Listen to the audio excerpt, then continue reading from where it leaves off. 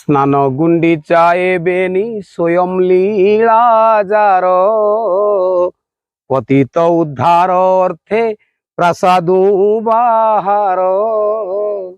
जगन्नाथ महाप्रभु श्रीवत्स खंडशाल छाड़ी बाहर को आसी जाती ऐश्वर्य लीला औदार्य लीला आउ ये जो भाव सृष्टि होती महाप्रभु द्वारा ये लीला पछरे रही परिवारवाद नुहे भक्त भगवान एकात्म मिसिबा एवं भक्त को गुरुत्व देवा।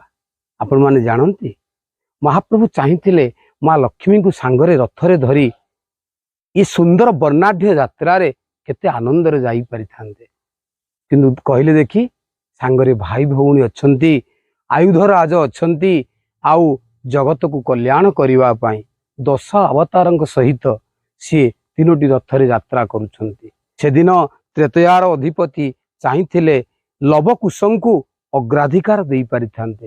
तुम मम प्रिय भरत ही सम भाई, तेणु एठी भाई भरतंक परी भरतंकटू अधिक हनुमान जी कृष्ण देखंतु द्वापर अधिपति बलराम को सहित गोपी गोपाल तांको जीवन थिले। आज श्रीक्षेत्र रे किछि बाद पड़ी नाही।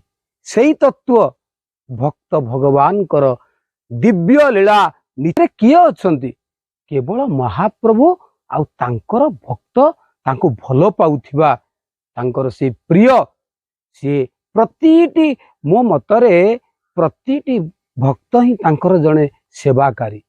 सेवा व्यापक सेवार अर्थ नुहे कहीं यदि भक्त सालबेग सेवक नथिले दासिया बाउरी सेवक नथिले किंतु कर्माबाई मध्य सेवक नथिले छतीसा निजोग भितर अंतर्भुक्त नुहंती, किंतु तांकर लीला अवर्णनीय सदा सर्वदा जगन्नाथ संस्कृति जावत चंद्राके रहिथिबो एही भक्त मानकर चरित्र को आलोचना करा जाउथिबो।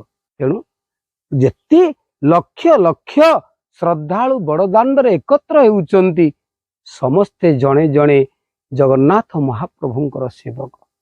कारण हरिबोल हुलहुली करताली झांझ मृदंग मयूर पुछ झाड़ी दबा या करिबो किए? तेणु महाप्रभु सेवा प्रिय सेवक प्रिय आउ भक्त प्रिय। प्रकृति सहित पुरुषंकर जो मिलन घटिब ताहा ही विश्व प्रसिद्ध घोष यात्रा।